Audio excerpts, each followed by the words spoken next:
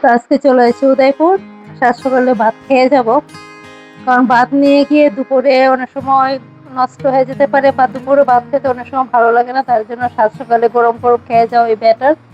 তো আজকে আমাদের বাড়িতে নিরামিষ, প্রচুর শাক করেছে, মিক্স সবজি করেছে। এখানে মিক্স সবজির মধ্যে 80% সবজি আমাদের বাড়ির, যেমন ডাঁটাগুলি দেখতে পাচ্ছি, ঝিঙ্গাগুলি দেখতে পাচ্ছি, বেগুনগুলি দেখতে পাচ্ছি, কাঁঠালের বীজগুলি দেখতে পাচ্ছি, সিমের বীজগুলি কেনা মেবি, আর বাকি সবগুলি বেগুন, সবগুলি আমাদের বাড়ির। আলুটা কেনা, বাকি সবগুলো আমাদের নিজের বাড়ি। পেঁপে ওগুলি আমাদের নিজের বাড়ি।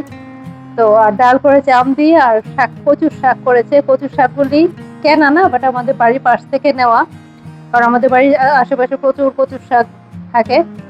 এই একটু পরে গেল তরকারি। তো যাই হোক, এটা আমার ভাগ্যে ছিল না।